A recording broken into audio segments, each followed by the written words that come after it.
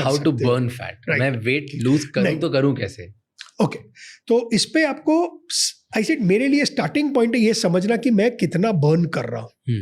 अगर मैं ये नहीं समझ पाया कि मैं कितना बर्न कर रहा हूं तो मेरे को पता नहीं है मैं कितना कम खाऊं। कम खाना तो जरूरी है।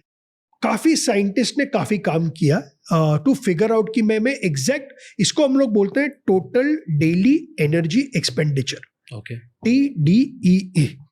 सो एक म्यूलर इक्वेशन है। सो ये चार चीज का फैक्टर इन करता है।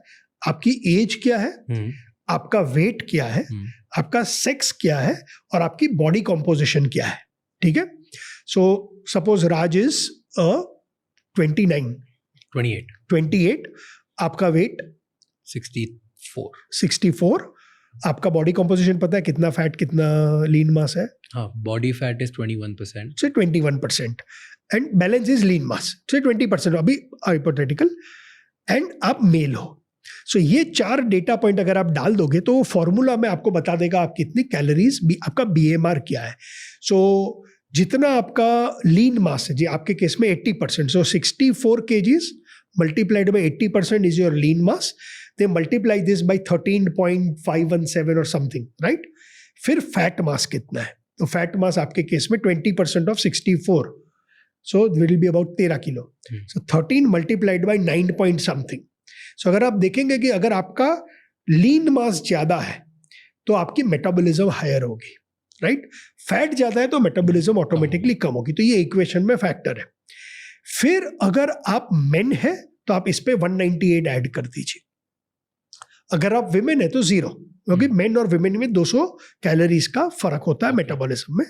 फिर एज के ऊपर है तो फिर आप 674 में से आपका एज मल्टीप्लाई 3 पॉइंट समथिंग है वो म्यूलर इक्वेशन में। सो अगर आप, मेरी एज 52 है तो 52 मल्टीप्लाइड बाई 3 पॉइंट समथिंग, आपकी 28 है तो 28 मल्टीप्लाइड बाई, ये आप फीड करोगे तो आपको आ जाएगा कि मेरी BMR इतनी है, राइट? तो आपकी कैलोरीज ये अप्रोक्सीमेट है, इसमें प्लस माइनस 10% ऑलवेज होगा। ठीक है। फिर आप उससे मल्टीप्लाई करें आप कितने एक्टिव है। सो अगर आप एकदम एक्टिव नहीं है तो मल्टीप्लाइड बाई 1.2, अगर आप मॉडरेटली एक्टिव है तो मल्टीप्लाइड बाई 1.5, अब बहुत ज्यादा एक्टिव है तो मल्टीप्लाइड बाय 1.9। इसके 4 लेयर्स या 5 लेयर्स है। ये आप करोगे तो आपको right hand side of the equation पता चल जाएगा। अब राज को पता चल गया कि मैं एवरी डे मेरा टोटल डेली एनर्जी एक्सपेंडिचर इतना 2500 कैलोरी है। ओके, मैं इतना बर्न करता हूं। सो ये मेरे को पता चल गया थ्रू द मुलर इक्वेशन। इसमें प्लस माइनस थोड़ा बहुत होगा। अब राज का ऑब्जेक्टिव है कि मेरे को वेट लॉस करना है। यहां पर रियल सबसे इंपॉर्टेंट चीज आज अब अपने शेयर करेंगे। सबसे बड़ा प्रॉब्लम वेट लॉस में होता है कि मैं खाने के लिए तो 30 साल तक खाता हूं लेकिन मेरे को वेट लॉस 3 महीने में चाहिए।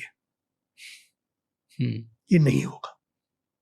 सो सबसे इंपॉर्टेंट चीज है, अगर आप वेट लॉस जर्नी में है तो आपका एक्सपेक्टेशन रियलिस्टिक लगे। अगर आप 100 किलो भी है तो 3 महीने में 20 किलो कम नहीं होगा।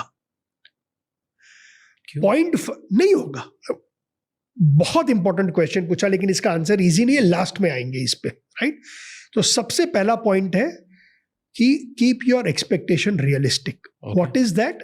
Science says that try and achieve 0.5 to 1.5% weight loss per week.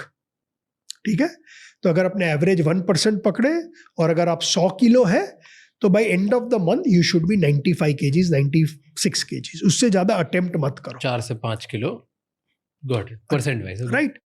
तो अब मेरे को 4 से 5 किलो अगर करना है तो मेरा ये 2500 कैलोरीज को मेरे को एडजस्ट करना होगा। अनफॉर्चुनेटली ये रियल मैथमेटिक फॉर्मूला नहीं है। इस पे 2-3 चीज पे होता है। आप कितना प्रोटीन इंटेक ले रहे हैं, आप रेजिस्टेंस ट्रेनिंग कर रहे हैं कि नहीं, आप एक्सरसाइज कर रहे हैं कि नहीं, बट एक ब्रॉड एस्टिमेशन से आप चल सकते हैं कि यार मैं 10% से 15% कैलोरीज को कम खाऊंगा, okay, every single day, right?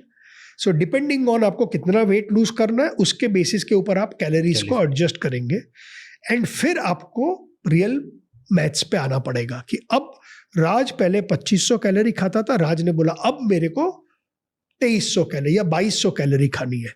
तो ये तो सिंपल है कि ये 2500 में से मेरे को 300 कम खानी है।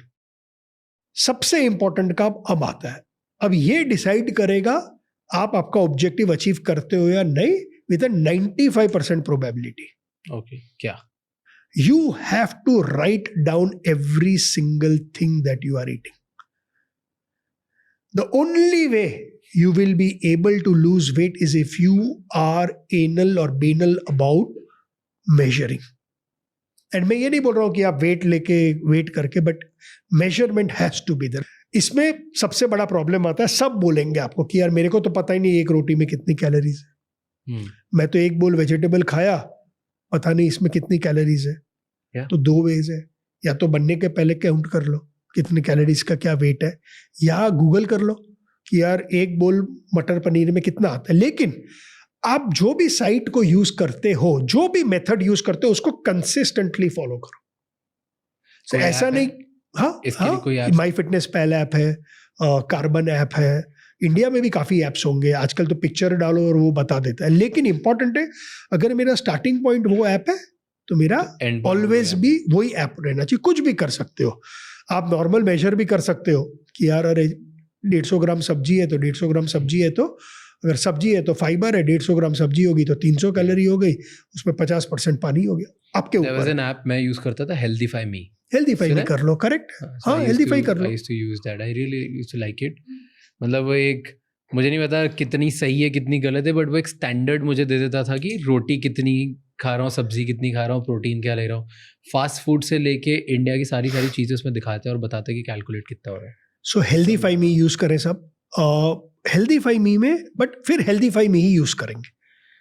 और आपने और भी बताया ना कि Healthify Me, my fitness pal, carbon app है, काफी एप्स है, बट जो भी यूज करो, easy way to people, for people. Please note down, जब आप राज 2500 कैलोरी खाता था, क्या खाता था?